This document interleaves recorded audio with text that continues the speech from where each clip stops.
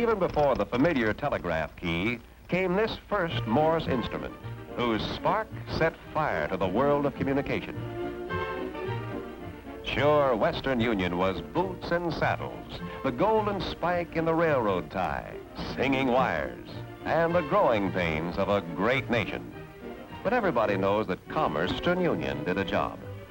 The telegraph wire tied the cattle markets of Kansas to the tables of the East, hitched the cotton mills of New England to the southern plantations and the New York cutting tables.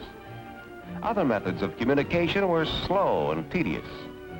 The telegraph was the only means of rapid communication. It was direct, it was fast. It kept pace with the nation's expanding frontiers.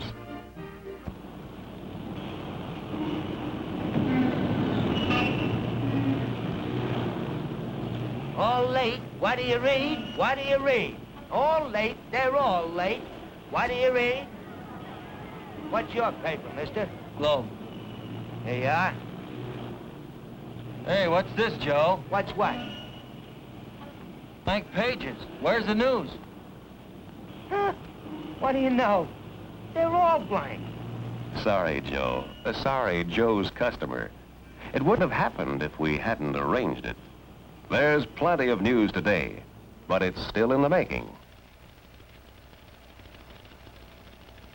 All right, madam, we'll send that out right away.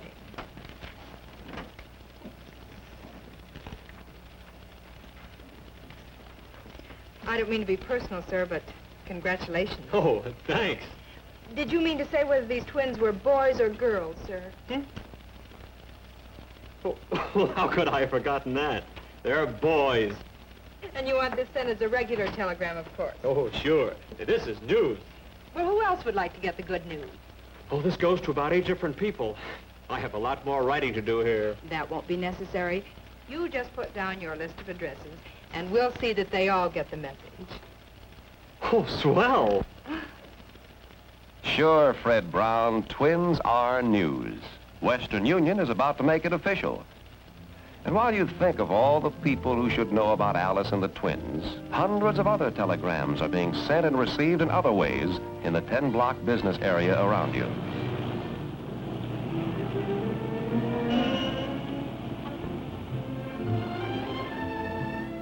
High above the city, a busy executive receives a telegram by desk fax, a compact telegraph machine that operates by facsimile and brings message transmission right to his desk.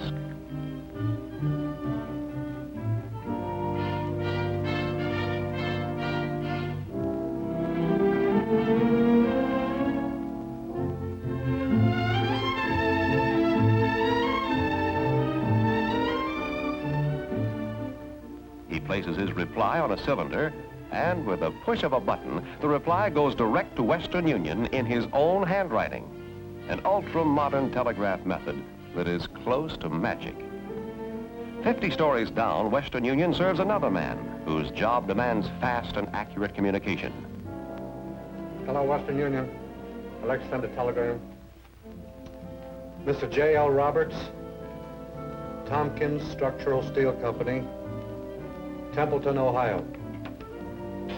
Construction here, ahead of schedule.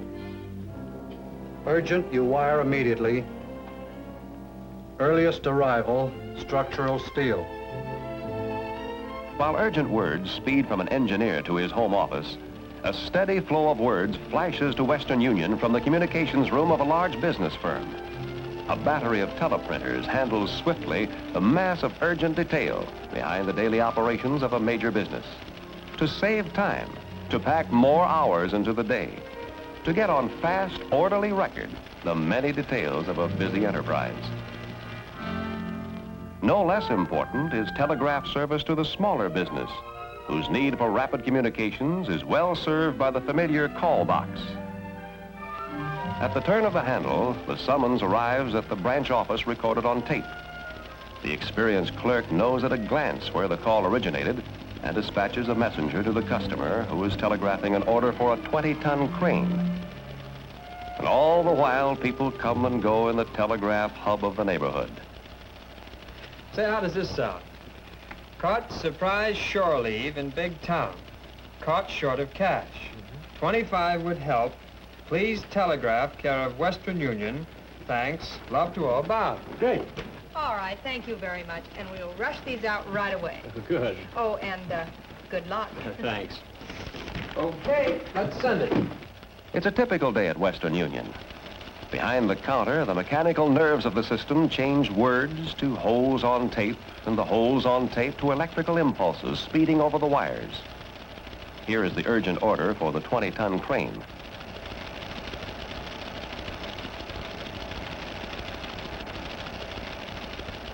To the Western Union operator, impartially and impersonally sending an almost endless flow of words, the contrast between 6-pound babies and 20-ton cranes passes by almost without notice. Now the operator starts the storkgram. A quick tap of the keyboard, and another. Punch the key signals that will guide the message automatically to its destination. Now it's gone. Already arriving at Syracuse, high-speed message center for the territory in which the telegram originated, and a link in the chain of mechanized centers throughout the country. Good news travels fast, and with the speed of light, this good news, now in Syracuse, is automatically being flashed onward to St. Louis, message center for the delivery office, guided only by the 2 key signals punched in New York, swiftly, accurately, practically non-stop, along with thousands of other telegrams coursing through these wires, flashing through in round-the-clock succession. And now, over the high-speed transmitter, the message appears before the operator in St. Louis on both printed and perforated tape.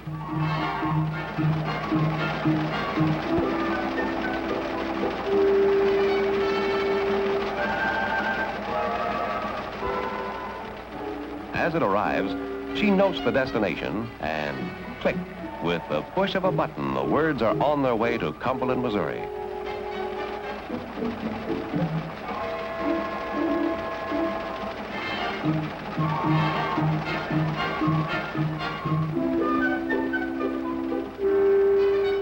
Here they are arriving in printed form, ready to be gummed down on the familiar yellow blank. A happy group of words, announcing a double blessing to waiting grandparents. Yes, sir. Twins, 6 pounds each. Alice doing fine. Think I'll recover. Love, Fred. It seems to take longer to tell than it takes to do, this passage of a message by Western Union. And at the very same time we follow this message, the order for the 20-ton crane has reached its final destination. Preston, California, thousands of miles farther away. Reached it and already delivered, because distance means nothing when it's at the end of a telegraph circuit. The sailor's request for shore leave money from Dad, gone. Off at the same time as the telegrams about 6-pound twins and 20-ton cranes. Delivered in Bassett, Maryland, by one of Western Union's newest developments, Telecar, a modern message center on wheels, which receives telegrams by radio in facsimile while cruising in outlying areas. Virtually a telegraph center at the doorstep. And in less time than would be imagined, the sailor will have the money he wants through the speed magic of a telegraphic money order. This is the network of interconnecting high-speed message centers, linking together the vast Western Union system from coast to coast. And from the great major message centers spring a multitude of connecting circuits, directly linking thousands of towns and cities, large and small, throughout our country, with this vast, ultra-modern automatic telegraph system, the finest, fastest in the world. Yes, we call it Speedway for words. A speedway extending far and wide within our shores and even beyond, to and from any part of the globe. Meanwhile, a typical day continues, from babies to butter. Back in Cumberland, the supermarket chain wants 500 cases of butter now, at the market price now. Trained fingers fly over the keyboard. The tape flows, and instantly the order is fed into the great automatic network. In a matter of minutes, the butter order is on the floor of a large produce exchange. 70 million housewives are concerned with every move in this marketplace, for the price tags of the nation's grocery shelves are determined here. 500 cases, 95. The sale goes up on the big board. And over the Western Union circuits, the transaction flashes instantly to produce growers and shippers across the land. In every type of marketplace, from butter to bonds, Western Union records the nation's sense of values.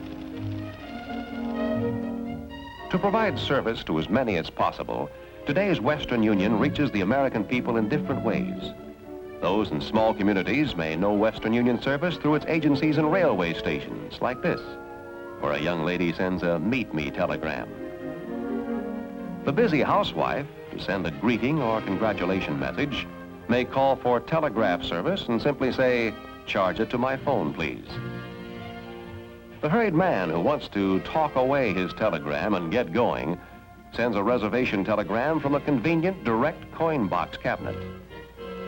The late traveler who finds his day too short for all his business telegraphs for a morning appointment, calling on Western Union at his hotel to work for him while he rests. And here the occasional user of telegrams, who lives in communities away from the center of things, knows the dependable local drugstore as Western Union's representation. To millions of sports fans, Western Union is the answer to what's the score? Wherever the bat cracks against the ball,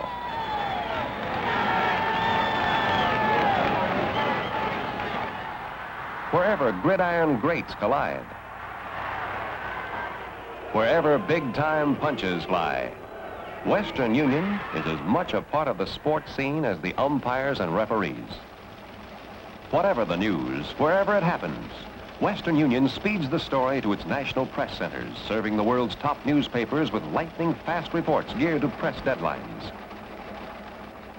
Wherever disaster strikes, Western Union is on the job to restore contact, bring word to and from the stricken, and marshal relief for the hungry and homeless. In scores of crises in the nation's history, the copper wires of Western Union have been worth their weight in gold. Of all the many places where Western Union serves the American people, it is perhaps here, where representatives speak and act for 150 million citizens, that Western Union serves the greatest number. In the Senate press room, correspondents compile the daily hard copy record of significant speeches, ballots, legislation, and committee action. Almost as soon as it happens, through on-the-spot facilities, Western Union delivers this record to front pages in the free world. But there are more than outgoing stories. Western Union in Washington is a funnel into which Americans pour their messages of support or protest to their leaders. The opinions of grassroots voters who rightly believe that the elected man is a public servant. When great issues are at stake, the people speak their minds in a flood of telegrams that may total tens of thousands in one 24-hour period. Through its high-speed centers and other facilities, Western Union stands ready to carry far greater traffic than the nation demands. One section of its system operates by microwave beam transmission. From towers like this in Washington, more than 2,000 telegrams can be sent and received simultaneously on a single radio beam, traveling with the speed of light through other towers strategically located along the route. How else does this Western Union of today serve? Specially designed private wire systems when there is a need for communications in volume, such as the private bank wire, interconnecting 188 banks in 54 cities, providing direct, immediate, and confidential communications for all banks on the network. Here is an outstanding example of modern telegraphy serving the nation's great industries. Yes, Western Union does more than serve the individual 24 hours a day, 365 days a year. At all times, this battery of teleprinters presents a permanent record of the origin and destination of every message exchanged over the private wire system. Contracts, confirmations, instructions, purchase orders, financial transactions. Not one detail has been left hanging in the air, filed in memory, or left to chance. It's all in black and white. In the Pentagon, brain center of America's military might, the permanent aspect of telegraphic communication conforms to the traditional demand of the military for realistic records. The Army and Air Force use private telegraph systems to coordinate their vast organizations operated by specially trained service personnel.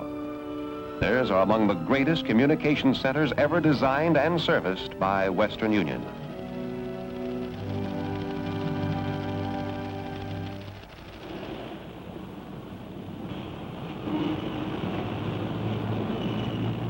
Hey, they're all here. They're all late. What do you read? They're all here. Hey. Hey, what do you read? Hi, Joe. Hi. Yeah, that's more like it, Joe. It's got news. Yeah. I can't figure out why that last edition was blank.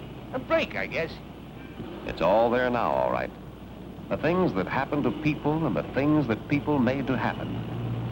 There's just one blank space in this edition of the paper, but that will be filled in the next edition, because the story is happening right now. A reporter is taking notes in the research center of Western Union, and what he is looking at will make the story that will fill the last empty space in the newspaper. The story is a familiar one to Western Union, a new one to the reporter. It's the story of an endless search for improved facilities to serve the communications needs of America. The news peg of the story is one of the finds of that search.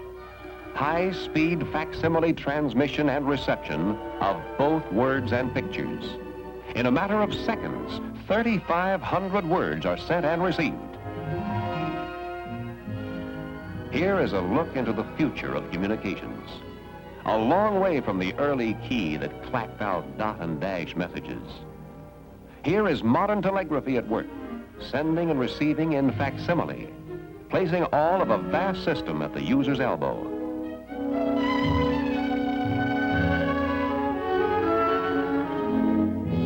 Here is telegraphy today, hurtling millions of words across thousands of miles automatically, guided and controlled by the magic brain of an almost infallible system.